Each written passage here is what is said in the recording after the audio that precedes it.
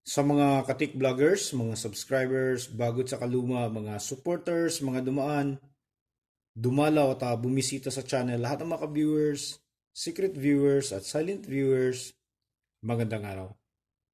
Meron tayo dito isang sound standard high power amplifier, no?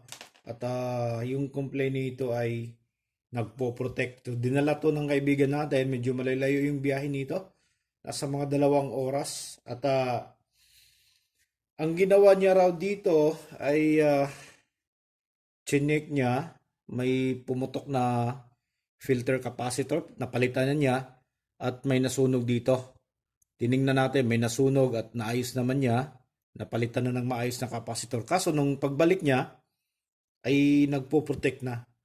At nung chinek natin, hindi naman tayo gaanong nahihirapan dahil nga napakasimple lang ng trouble.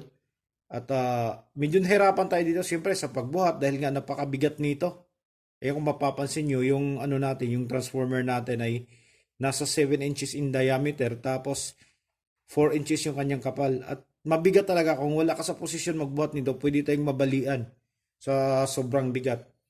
Tapos, nung chinek natin yan, nakita natin na ang dahilan ng pagpuprotect niya ay wala dito sa amplifier. Katulad na lang nung mga pangkaraniwang pangyayari sa mga power amplifier, o kaya kahit na anong klaseng amplifier na kapag nagpo-protect, madalas ay nasa amplifier circuit yung problema. Pero dito hindi. Nagpo-protect siya dahil ang problema ay dito sa kanyang rectifier filter circuit.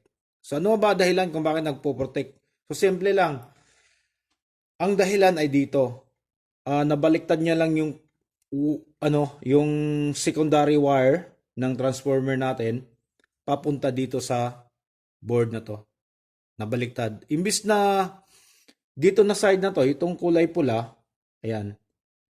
Ang nailagay niya dito, itong side na to ay ito yung low voltage supply. Nailagay niya dito high voltage. Kaya yun yung dahilan ng pagpo-protect. Inayos lang natin, nilipat lang natin at ayan, napaganan natin yung power supply dito. So pero bago natin yan niload, hindi muna natin tiningnan kung okay na ba yung amplifier. Bago natin niload yung iba, ito muna, tinanggal muna natin yung kanyang amplifier, yung dalawang amplifier. Inuna natin to, chinik muna natin kung wala na bang ibang problema, wala bang shortage. Kung sa bagay, kapag nag-check ka lang ng short, pwedeng dito ka na lang, pwedeng hindi mo natatanggalin to. Itong supply ng amplifier, tapos yung supply ng supply nung preamp natin dito sa ilalim, meron pa yan. Yun lang kung shorted lang yung hanapin natin. Pero kung yung hanapin natin ay yung mga nag-change value ng mga passive components o kaya merong leaks, hindi natin makikita dito. Kailangan talaga nating tanggalin. Katulad ng ginawa ko, tinanggal. Medyo mahirap tanggalin to dahil hindi pa nga nila natanggal to simula nung ginamit nila mga ilang taon na. Tapos yung screw na ginagamit dito ay yung flower. At mayroong isang piraso na sa gitna nito na napakahirap tanggalin dahil nagtabingi siya nung naikabit. Tabingi, tapos lost thread. Kaya natagalan ako magtanggal dito. Okay, after natin ma-check yan, isa-isa na wala ng problema, saka natin sinubok dito. So napaandar na natin yan, napatunog na natin, dito na naman sa kabila. Ito naman yung chinik natin na sunod.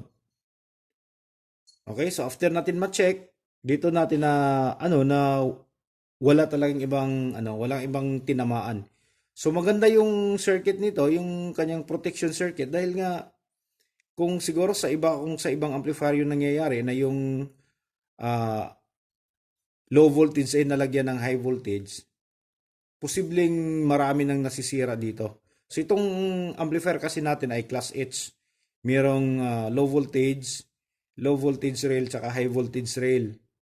Meron siyang stepper. Kaya meron tayong high and low voltage. Yan. Kaya dito napansin ko na nakakatulong din yung protect circuit na maiwasang masira yung iba, yung ibang mga piyesa na nakakabit dito.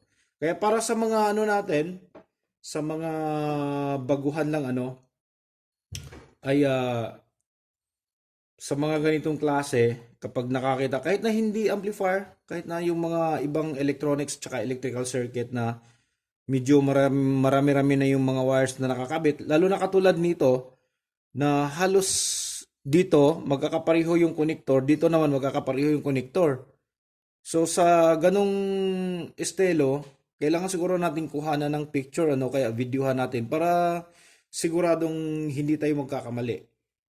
Kung makakalimutan man natin, meron tayong pwedeng tingnan kung saan lalo na kung may mga interruption habang gumagawa tayo, hindi talaga maiiwasang magkamali tayo, natural lang yung magkakamali. Ayan, yun lang yung sigurong gagawin natin para panigurado na walang mababaliktad at saka iwas malaking damage sa circuit natin. So ito titest natin ano para marinig nyo at makita nyo na gumagana na siya. Okay. Ayun, nagpumitik na yung sarili natin. Saka ito. Ayan o, gumagana na yung signal indicator natin. Ayan. Okay, so yun lang talaga yung kanyang problema. At buti na lang at walang ibang nadamay na piyesa, no? So, ayos na to. Sasara na lang natin, tatakip na lang natin. At isusunod naman natin yung isa. So, meron pang isa nito na titirahin naman natin sa mga siguro bukas or sa susunod na araw. Ayan. So, sana'y simple lang yung sira nito at para hindi tayo ganong mahirapan at magawa natin kaagad. Ayan. So, yun naman yung susunod natin. So, parehong brand, parehong modelo.